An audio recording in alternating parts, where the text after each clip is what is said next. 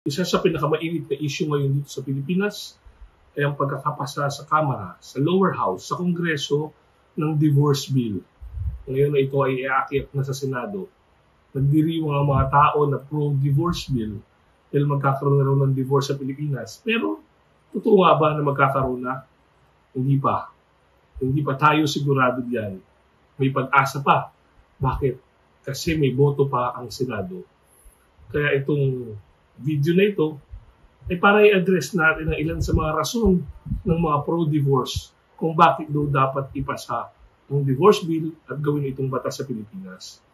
I would like to get some inputs from no2divorcephilippines.blogspot.com.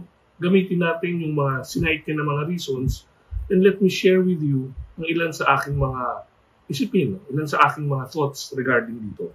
Una, madalas, ang reason kung bakit daw dapat magkaroon ng divorce law sa Pilipinas ay kawawa naman ang mga inaabusong mga babae. Paano naman sila? Bakit kailangan nilang mag-suffer sa isang abusive relationship? At ang dami kong nabasa sa mga posts, sa mga comments, na mga anti-divorce daw, yung mga nagsasabing yes to marriage, ay agree sa violence against women. Yan ay isang malaking pagkakamali. Bakit? Ako mismo, hindi ako agree sa isang abusadong relasyon. Hindi ako agree sa nagkakaroon ng violence against women. Talaga namang dapat matigil ito. Kaya anong dapat mangyari? Dapat makawala ang inaabusong babae o inaabusong lalaki sa relasyon ito. At hindi naman natin kailangan ng divorce law dito. Bakit? Kasi meron na tayong batas. Ito ay Republic Act number 9262 or the Anti-Violence Against Women and Children. And even sa ating family code, sinasabi doon na pwedeng magkaroon ng legal separation ng mag-asawa. At kung kailangan palalo, ay pwede naman magkaroon ng annulment, civil annulment. So marami na tayong mga batas na nagtatalaga ng proteksyon para sa kababaihan. Ano kailangan gawin? Kailangan lamang itong ipatupad ng mabuti. Hindi na kailangan ng divorce law. Yan ang una. Pangalawa, sinasabi na napakamahal daw ng annulment. Kaya kailangan ng divorce law para maging mura ang lahat. Well, we're talking about costs. Diba? Siyempre, yung pagproseso nito, pagtakbo ng oras, and everything. Maraming nagagastos. Totoo, mahal siya ngayon. Pero gusto ko yung sinabi ni Senate President Chis Escudero. Pabor siya sa pagpapababa ng fees ng annulment. Bakit hindi itong isaayos? Gawin cheaper ang civil annulment. Kung ganun pala, hindi na kailangan ng divorce law sa Pilipinas. Pangatlo, sinasabi na mas mabuti pa raw na maghiwalay na mag-asawa na away ng away. Madalas silang nakikita ng kanilang mga anak na nag-aaway. Mas mabuti para sa mga anak na makitang hindi na nag-aaway ang kanilang mga magulang kasi hiwalay na sila. Tama ba to? Mali. Mali. Bakit? Kasi ultimately, ang nagsasuffer sa divorce ay sino? Ang mga bata. Napakaklaro naman ng statistikang ito. Marami ng pag-aaral ang ginawa sa abroad na sinasabi that it's the children who suffer the most sa isang divorce. At ano nangyari? Dahil sa diborsyo, nangyari mismo ang mga kabataan ay nagkakaroon ng maling pananaw tungkol sa marriage. Kaya mismo, sila minsan ay napaperpetuate nila ang ganitong pag-iisip.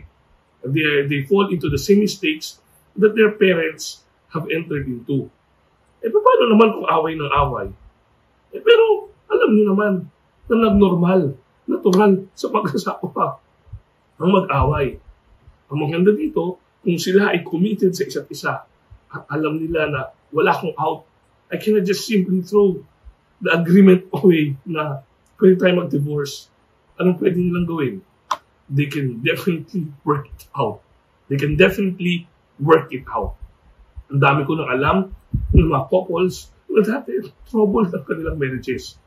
Pero dahil wala nga option for divorce, sinikap nilang ayusin ito. They went through counseling, they went through interventions, they joined communities, they had support groups. At ano nangyari? through time, through so much effort, naayos ang kanilang mga relasyon. Diba? Pwede naman, hindi kailangan mag-divorce agad at hindi na kailangan mag-suffer palalo ng mga anak. At susunod na rason daw kung bakit kailangan ang divorce sa Pilipinas ay puso na to. Tayo na lang. At ang Vatican sa buong mundo ang walang divorce law. Pero dahil pa uso, gagawin na natin to. Makikiuso na lang tayo kahit alam natin na masama ito para sa atin. Kung ang buong mundo ay umiinom ng lason. Kung lahat ng tao sa paligid mo ay umiinom ng lason at alam mo lason ito, iinumin pa rin ba kasi uso? Yan ang malaking katanungan ko. Panghuli, if we don't want a divorce, then don't get one. But the state should not deprive others of their second chance at love. Ang dami ko nabasa ang comment na ganyan. Eh, di kung ayaw mo, wag ikaw. Hindi naman mandated. Hindi naman required na magpa-divorce ka. Oo, tama yun. Hindi naman talaga required na mag-divorce lahat ng mag-asawa na nag-aaway. Pero if the law is there, anong sinasabi? Pinapababa natin ang state, ang status ng marriage. Kung dati ang tingin natin dito ay something na forever, something na panghabang buhay, ngayon, binababa natin siya. Na pwede natin sabihin, ay, pag di na tayo nagkasundo, pwede tayo mag-file ng divorce. With so many reasons na papayagan, pwede tayong mag-file ng divorce. Bumababa ang marriage, ang status ng marriage. At dahil dito, sabihin, hindi ka naman apektado. Total, wala ka naman sa isang relasyon na abusive, wala ka sa isang magulong relasyon. There was a study done by Forbes.com at sinabi doon na 70% ng mga tao who are near o mayroong relasyon sa mga tao na nagdi-divorce, 70% of them are affected by their surroundings. So malaki ang impluensya ng mga tao sa paligid natin. Na ma-impluensya ng ating pag-iisip, na ma-impluensyahan ang ating mga desisyon. Kung dati, pag kayo ay hindi nagkakasundo mag-asawa, at wala namang divorce, anong payong makakuha mo sa mga kaibigan mo na matitino? Sabihin nila, mag-ayos kayo, mag-usap kayo, magdasal kayo, humingi kayo ng tulong. Pero anong maririnig mo pag may divorce? Ay naku, hindi na kayo nagkakasundo, i-divorce mo na yan. At sa kagaganon, can affect you. It can affect the people around. Hindi babago ang kanilang pananaw. Alalahanin din natin na itinatalaga ng ating konstitusyon na napakahalaga ng marriage and family life. That marriage is inviolable. Nakalagay yan sa ating konstitusyon. And mismo si Supreme Court Chief Justice Hilary Davide ang nagsabi na hindi dapat ipatupad o magsagawa ng divorce law sa Pilipinas because it is unconstitutional. Hindi natin mabasta-basta ang kanyang sinabing ito. Bakit? Kasi si Supreme Court Chief Justice Davide ay parte ng 1971, di ba? Constitutional Convention, noong 1987, parte din siya at naging Chief Justice pa siya ng Supreme Court. So alam niya ang kanyang sinasabi. Expert legal opinion to.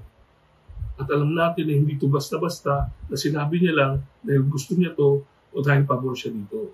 He was expressing his opinion as an expert in the law.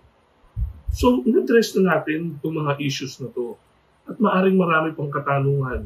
At yan ang susunod nating mga gagawin sa mga susunod pang videos. Pero isa lang ang apel ako sa mga senador na buboto pa hinggil sa panukalang ito ng diborsyo. Pag-isipan niyong mabuti ang inyong gagawin. Bakit? Kasi nakasalalay dito ang bawat pamilyang Pilipino. At dun sa mga asawa ng mga senador na pro-divorce o yung mga asawa ng mga kongresista na bumoto ng yes to the divorce law, hindi ba kayo napapaisip?